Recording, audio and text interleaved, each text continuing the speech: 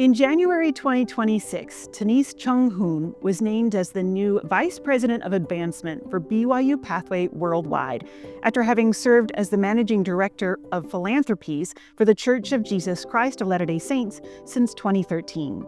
She joins me now on the Church News podcast to discuss this new role and what it will entail for BYU Pathway's quickly growing student body. Welcome, Tanise, to the Church News podcast. Thank you, Mary. I'm really excited to be here with you. Tell me about your background, and I'd love to learn more about Philanthropies and how you got there and what you did there. Well, that's really a wonderful question. Nobody tries to be in development or fundraising on purpose.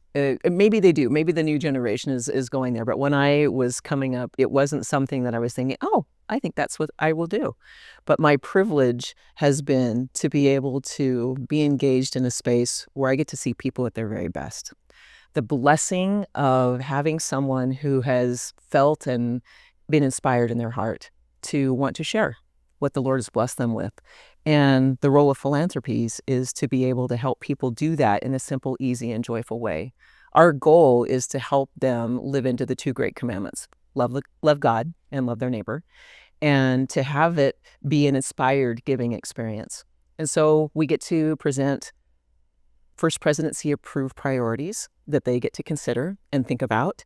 And then we invite them to counsel with the Lord to decide what is the best thing for you right now. Really what I see as the constant is that it's a measure of sacrifice. And when someone is ready to do that, their hearts are soft, they're open, they just want to do good to bless other people. And I get to be a firsthand witness of that work. And so that's what I've absolutely loved about what we do at Philanthropies. You talked about sacrifice, and immediately I think of our covenant, really, that we make with God to sacrifice our time, our talents, whatever means we have, really, to build the kingdom of God. And you see people doing that. I do. And the work that we have at Philanthropies, the Department of Philanthropies is aligned under the First Presidency through the presiding bishopric. And I love the mission and purpose of Philanthropies and the way that we have been organized. The First Presidency created the Department of Philanthropies to be a facilitator, a collaborator, in a space where we can work with all of the First Presidency approved priorities. And we answer as a department of the church through the presiding bishopric. And we are able to represent the opportunity for people to invest in something that they feel inspired to do. And we work with most remarkable people. And to be able to see both sides of the equation, someone who is preparing and thinking and feeling nudged to do something good, and the individuals who are the recipients or the approved initiatives and other things that might happen throughout the church. And that's just an amazing spot to be, to see someone who is living into their covenants and feeling like, I want to be more like my Heavenly Father, and I'd really want to be a better giver, and how they feel when they see that their investment and their sacrifice has made all the difference. This makes me think of, you are seeing the giver and the receiver. And those must be beautiful stories that you are finding and learning and personally experiencing and witnessing. Oh, for sure. The inspiring part for me that I've had as I'm reflecting on my time as managing director, that we've seen miracles in individual lives and miracles in the results as these investments. I tell our team regularly that in reality, the Lord doesn't need the money. He owns the earth. And everything belongs to him. And he has so generously given it to us to be able to enjoy and to have opportunities to learn, to grow, to be a steward. And as we do that, to become like him, we want to be able to learn to give it away and to not have, that be our primary focus, but have it as a means. And so everybody has something, whether it's time, talent, treasure, or testimony that they might sacrifice and give to lift someone else around them. The Lord has put us in these specific orbits that I believe are purposeful. and specific. And so when we see the work of philanthropy roll forward, individual lives are transformed on both sides of that equation for the giver and the receiver. The giver is learning to become more like the Lord as they sacrifice and give, and the receiver is receiving the blessing and using that gift to be able to become better so that they can give and that they can bless. So it's an amazing virtuous cycle. Building self-reliance is one of those initiatives or those priorities. Education, those are all those kinds of priorities, as you said, set through the first presidency and working with them. Primarily focusing on church higher education, and then the things that we might see on the tithing slip, which would be humanitarian aid, the missionary fund, as well as the church general fund. And so if somebody's giving to one of those initiatives, so one of the church institutions of higher education, or to humanitarian aid, missionary fund, or church general fund, and has a desire to have a report that is a little bit more detailed or have more of a personal connection with some of the activities, that's where Philanthropies can be an assistance. Okay. So tell me about then using all of this experience and your time and talent really in this role now as you move to BYU Pathway Worldwide. All the work and things you've done at Philanthropies, how does that then transfer to BYU Pathway Worldwide and your new role?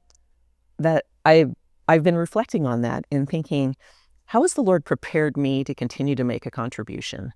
And the example came to mind of President Henry B. Eyring teaching us one time in a campus gathering that the Lord invests individual experiences, talents, relationships, opportunities in us. He likened it to a bank account.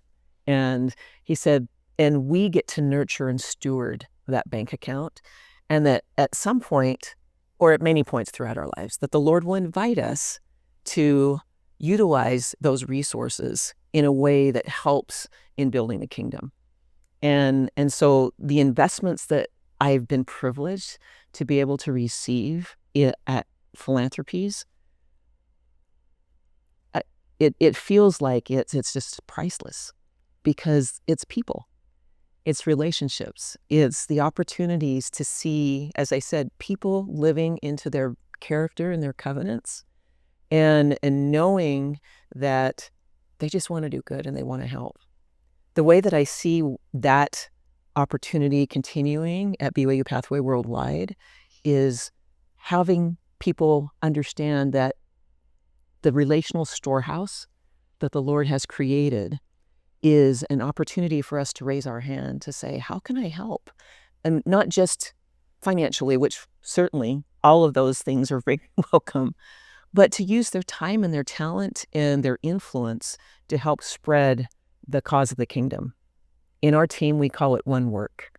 One Work is something that we use as a definition to think about. We're all working towards helping the Lord as he prepares his children and the earth for the second coming. And that one work can be manifest in any context, because anybody who believes in him and wants to do better is part of One Work. And so I never get caught up in, oh, my spot is small, or that I don't have a big contribution to make, or I'm not that important. Everyone's important. And the Lord has put us in specific orbits to be able to reach out and touch. I love how our welfare and self-reliance department has taught us to think globally, but act locally. And the Lord expects that of us in terms of how we might minister to one another. And part of that ministering is sharing. And that's sharing time, as we are today, having a great conversation. It's sharing experience. It's sharing resources. It's sharing our network. It's sharing our influence to be able to further the work of the kingdom of God. And so that will feel pretty seamless when I move to the BYU Pathway Worldwide assignment. And I'm excited to be able to build upon the storehouse of relationships and how we can make that even more three-dimensional in the way that people contribute, so that they don't think, oh, I have nothing to give. We all have something to give. And so how we can operationalize that and make it so it really is simple and easy and joyful. I've seen firsthand the way that individuals have chosen to mentor with students. I've seen firsthand how students have benefited from a financial investment to receive a scholarship.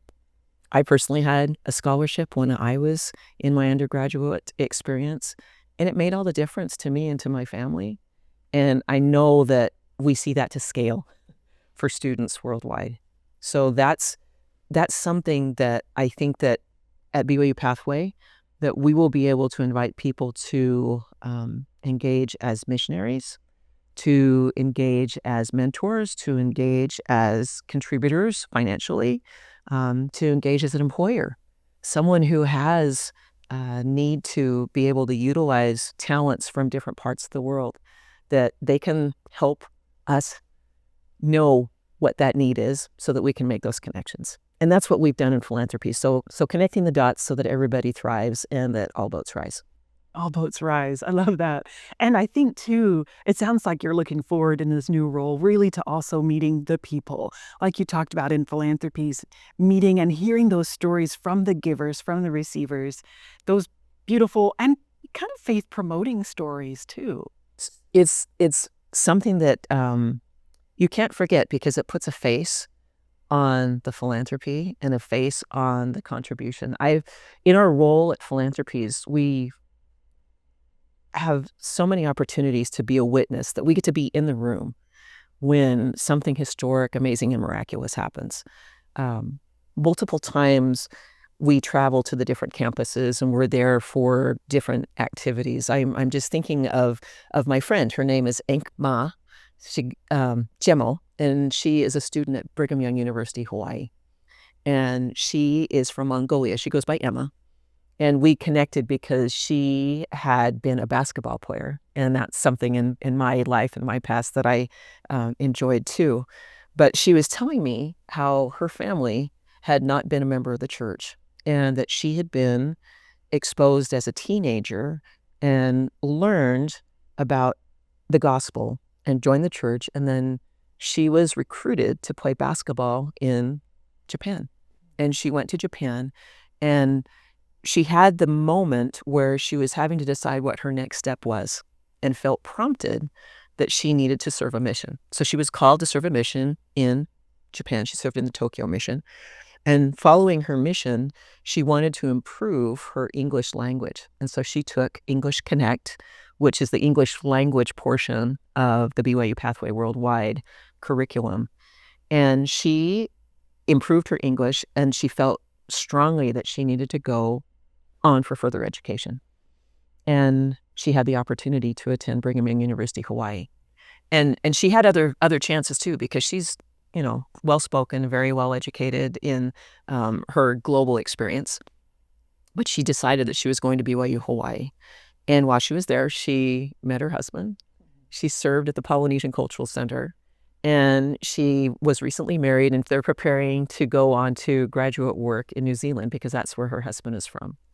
But seeing an individual lives, that while we talk about the 89,000 students in 180 countries and the amazing reach of BYU Pathway Worldwide, it's always about the one.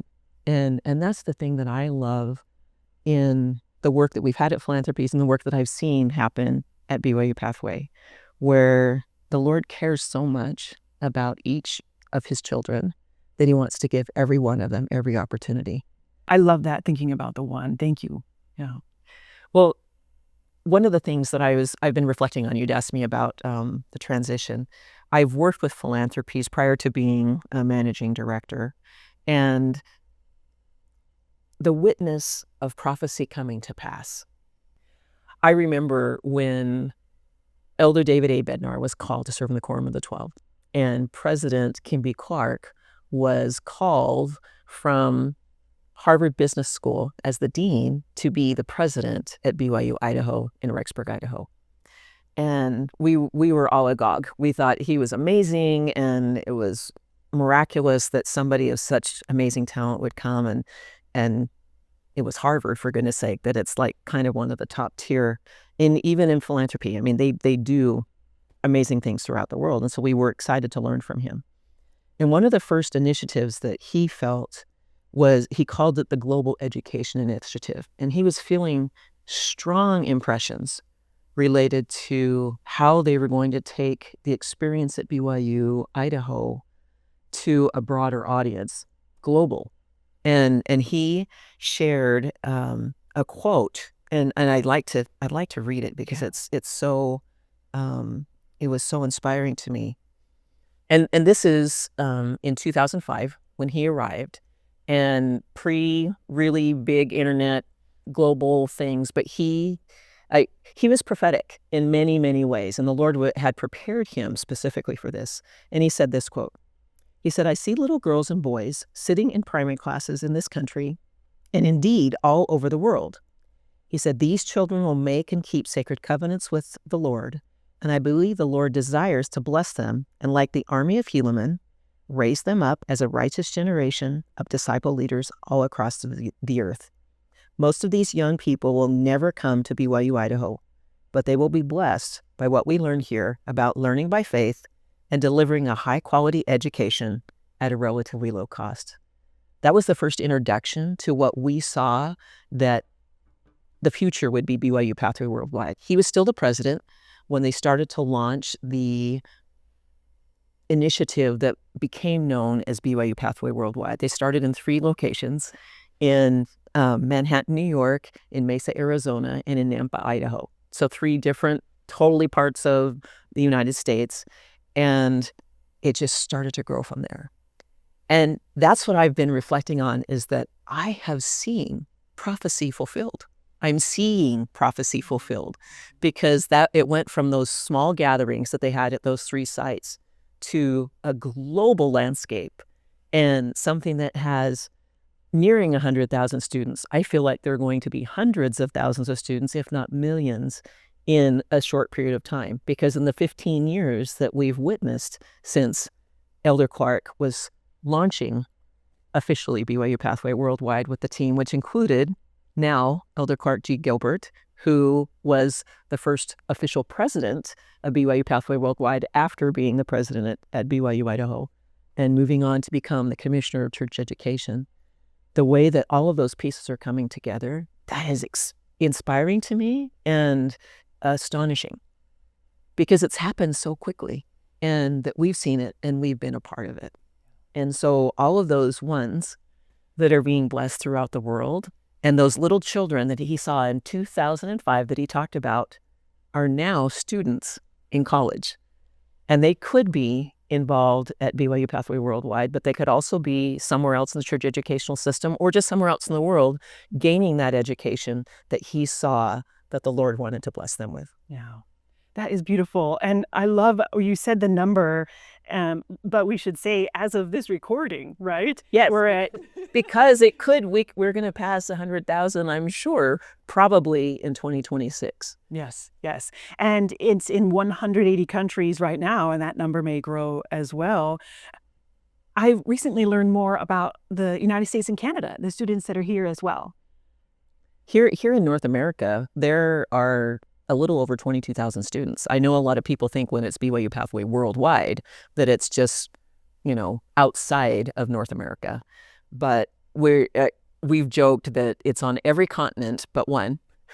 The penguins in Antarctica have not chosen to enroll in BYU Pathway Worldwide. But we have students everywhere. And here in the United States, as well as in Canada, there are students who have a need. One thing that I love, and I guess that was another surprising aspect, was that BYU Pathway Worldwide was the first 90-credit degree. It's a 3-year degree in higher education in an accredited way. And that's innovative. That's exciting. So if you're looking for something that is flexible, something that is economical, something that will fit your schedule, something that will give you an opportunity to be tailored to you, this is perfect. And whether that's someone who's just graduating from high school, someone who is returning from missionary service, someone who is maybe starting over in a different vein in their career. We're having to reinvent ourselves all the time with this wonderful and amazing technology. And coming back to that, BYU Pathway Worldwide is a great option to consider and serve students on every continent but Antarctica. We should mention, too, where people can find more information about Philanthropies and BYU Pathway Worldwide. Yes, Philanthropies it's a long word. You just have to do it once, but philanthropies.churchofjesuschrist.org, and you'd be able to see the approved priorities that are available and how you could make a contribution if you wanted to online. And you would access BYU Pathway Worldwide at byupathway.edu. And so anybody, whether you're applying or you want to see what the process is, you want to see how you can volunteer, you want to learn more about Pathway to Hope, all of that is available on the website. And our communications team is remarkable, and they've done a really great job being able to show how you can get involved. And there's also opportunities to ask questions. So we hope that we'll hear from you. I wanted to read, too, a little bit more about BYU Pathway Worldwide, but we've been talking about this from the website, that it was founded and is supported and guided by the Church of Jesus Christ of Latter-day Saints. I love this mission. Its mission is to develop disciples of Jesus Christ who are leaders in their homes, the church, and their communities. And BYU Pathway Worldwide provides access to spiritually based degrees completely online at a significantly reduced cost, which you talked about. So when BYU Pathway President Brian K. Ashton announced your new position and that you were coming over, he said, and I should read this too because I'm doing all this reading right now. Let's get it all out of the way. President Ashton said, "Her vision and experience will help establish and manage a global storehouse, connecting individuals who are ready to consecrate their time and talents to bless learners, leaders, and communities around the world." And we talked about that concept of the storehouse. I love also in that press release, if you will, the announcement of your new position, you talked about this season of acceleration, and you have seen that since 2005. What are you now thinking about, as we've talked about the growth that will continue, but the season of acceleration and what is coming in the future? Well, I need to start back in 1975. It may be ancient history for many because I was pretty young, but the first prophet that I remember is Spencer W. Kimball. And he was the one that gave seminal addresses at Brigham Young University talking about what the future would hold. And truly, speaking as a prophet and seeing that unfold, all the pieces from the church education system are coming together. And this second century address, as well as Education for Eternity, he talked about these things. And it's another prophetic thing that I'd love to read if you're fine with that.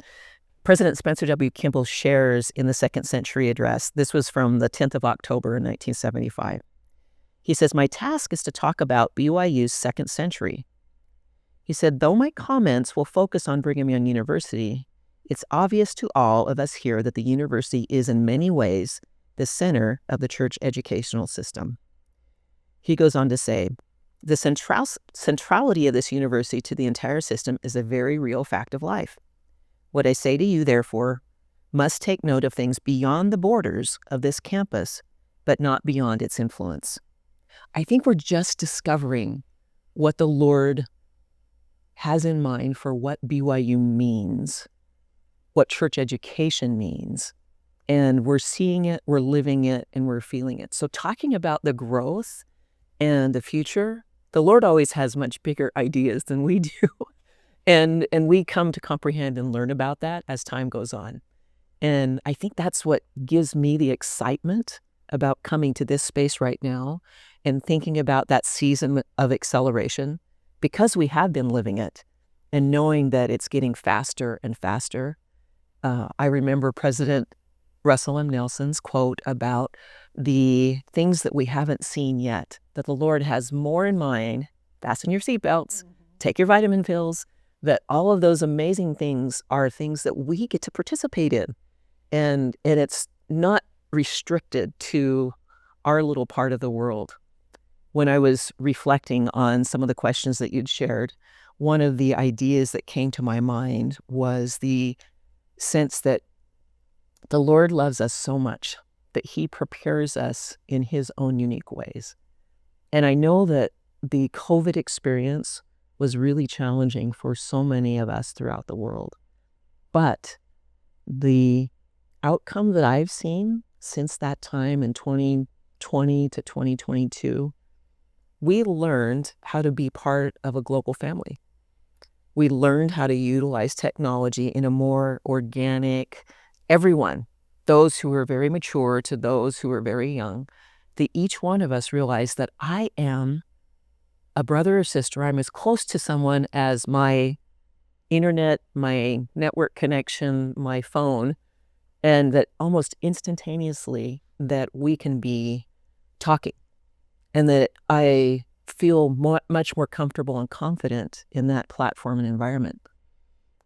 I don't think that there is any coincidence that that's when BYU Pathway Worldwide started to really take off in a global way, because we learned how to utilize the technology. We started paying attention that not everybody had the same access and not everybody had the same opportunity. So that acceleration, the talent and opportunity are coming together, the light that and truth that is being showered across the earth, the global brand that Brigham Young University is, and the blessing that BYU Pathway Worldwide gives the access to those students to be able to connect with the blessing that the Lord wants to share with all of his children. We're witnessing that unfold right before our eyes. And I would say we haven't seen anything yet.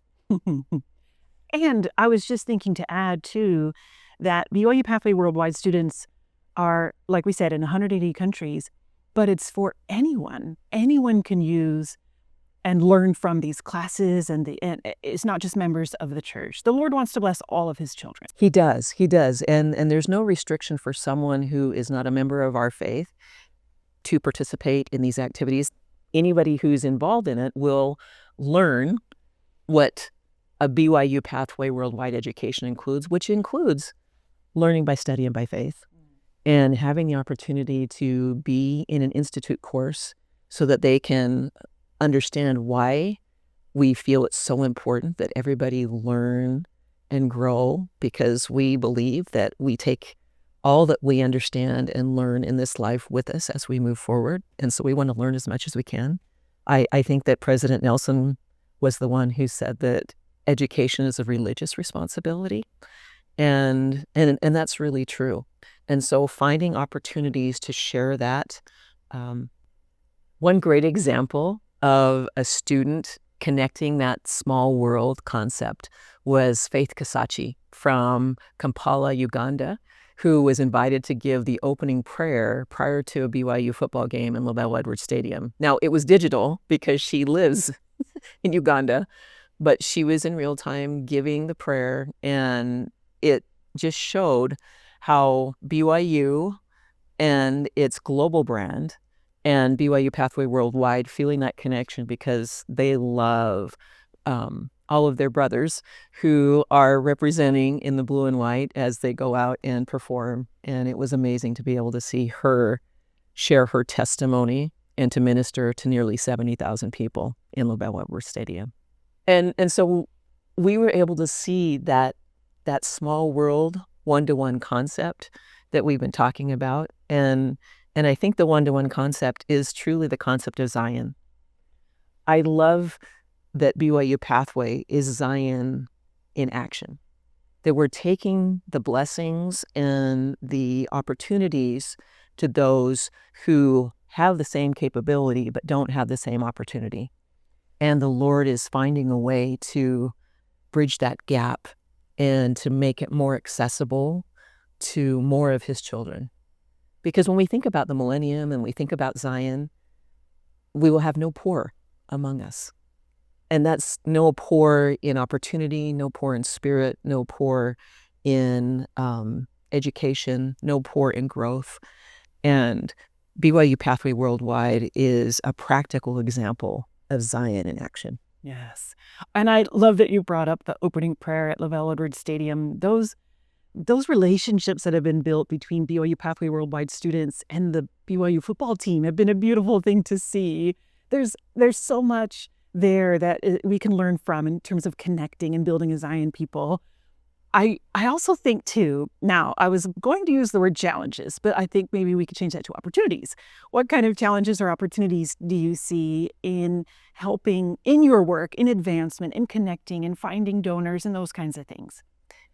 Some of the challenges that, or opportunities, as we choose to see them, is the ability to identify individuals and what their unique gifts and talents are. Every one of us, in my perspective and experience, every one of us has something that we uniquely can contribute and that only we can do. And my personal mission in life is to help people fulfill that, to utilize those things in a way that they are there. So Mary, you have things that only you can do. And how can I help you accomplish that?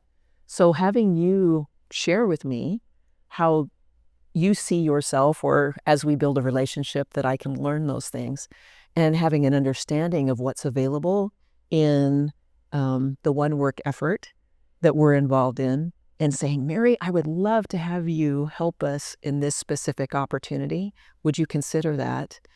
You would engage, and I think would thrive. You'd have a joy in experience. And it could be truly spending an hour having a conversation with someone in a different part of the world. Maybe maybe you speak another language, and because you speak that language, you can help them learn to navigate English a little bit more confidently.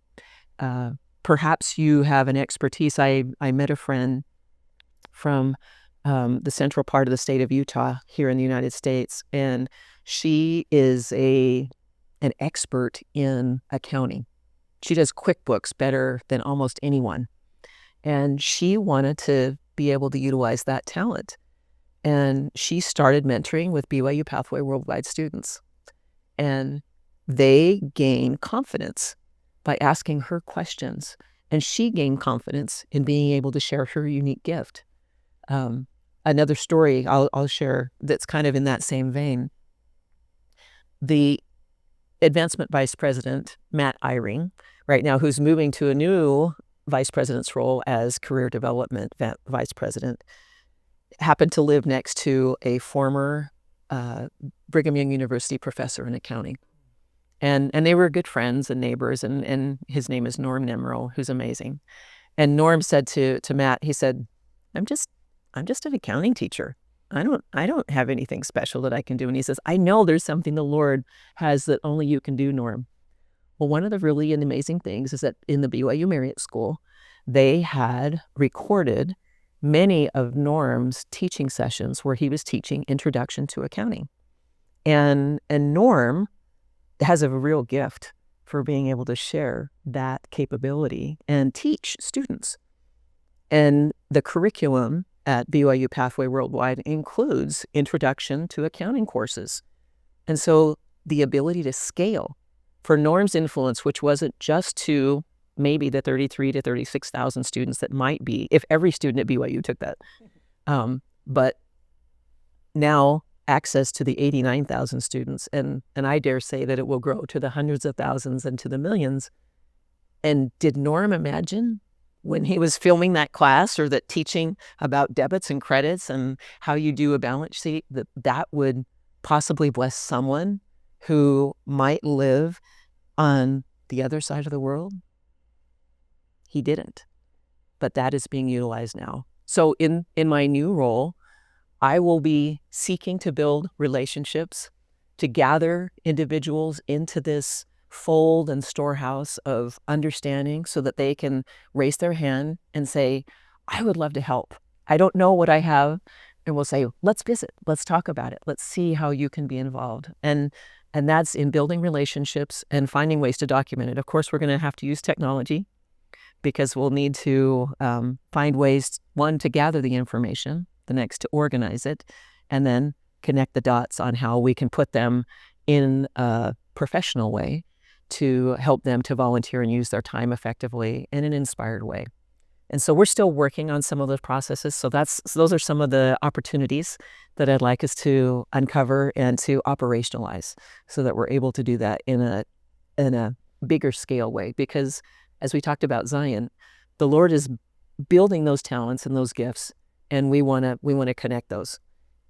If people want a practical way, Jane Clayson Johnson recently did Pathway to Hope, which was shared on BYU Broadcasting, BYU TV, and they can get that online if they'd like to see that. But talking about mentoring, hiring, as well as giving. And the giving could be the time or the talent aspect. And so if somebody was watching that, there's a QR code on that they could scan. They can also go to the BYU Pathway Worldwide website and look on the Get Involved. And some of those are people who are mentoring, who are teaching, serving as missionaries and helping with the gatherings. There's so many opportunities. So almost anything that you could think of, everybody has a contribution to make, and we would love to help them make it. Yes. I think I have friends who have been missionaries, and what an incredible experience they had. And so I love that idea of people who are watching this or listening might think, oh, it's only for this group of people, or it's only if you have that certain amount of whatever. There's a wide variety. I would say that we could probably find something that will work for almost everyone, and having that conversation or the opportunity for them to reflect on it. I look forward to those conversations because I think we can all help one another. Yeah. Mary, you'd mentioned that you'd had an engagement at some point in your life with the work of Philanthropies. Tell me more about that. Yeah, so I became really a success story that was featured on the website. Philanthropies reached out to me many years ago to tell my story. I come from a large family, and I really wanted to go to college, and we didn't really have the funding or the money for that, but I earned scholarships at BYU. And I think back to that time, and I was just so grateful, but I don't really think I thought, there are people behind these scholarships and this funding. And because of that, I was able to get this beautiful education, work in a career I love in journalism, but also moved to Utah to go to BYU and met my husband and have 5 beautiful children. And so sometimes I just think back on that and really am grateful for all those donors, because that opportunity it gave me that changed my life. So that's my success story with Philanthropies. That's amazing. And I love the fact that you are here doing your work, and you're representing not only your parents and your husband and your children, but those folks who sacrificed to give you that needed help, probably not a lot, but enough that took you forward, and what you have continued to do as you've touched lives. I was thinking about, we get our church news in our newspaper, and I love the tagline where it says, a living record of the restoration. And we are living witnesses of things being restored back to our Father in heaven. And that the work that you do and the team that is here as part of this effort, that you're helping us see that through amazing eyes, and that we get to comprehend that. And that started because you wanted to get an education, and because you had somebody who made a sacrifice that would bless your life. And you and I are ones that represent that. But to scale, you think about, okay, well, the 8-point-something billion, that the Lord cares about each one of us in that way.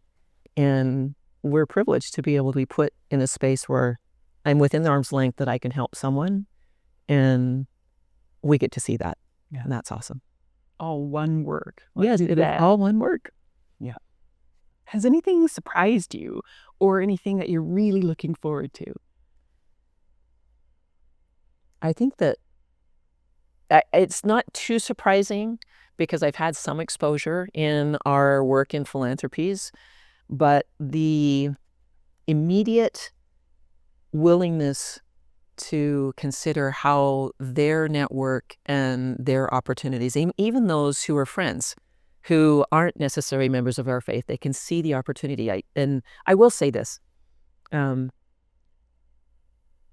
poverty has been in our world forever, and we want to do everything that we can to help our brothers and sisters. And just throwing money at that has not worked to this point because it needs a measure of self-reliance.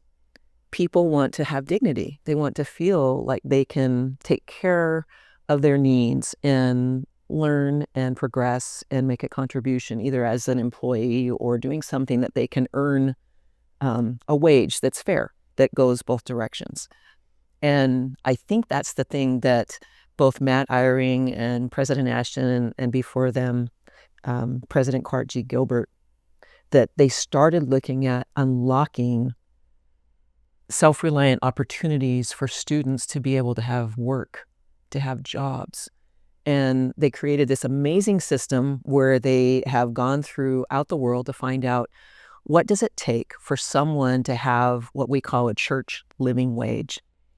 And a church living wage is the amount of money that it would need in any part of the world for someone to work full-time, to care for their family, and also to serve meaningfully in the church. So the BYU Pathway mission and purpose, which is disciples in their homes, the church in their community. So for someone to really do that, what would it take?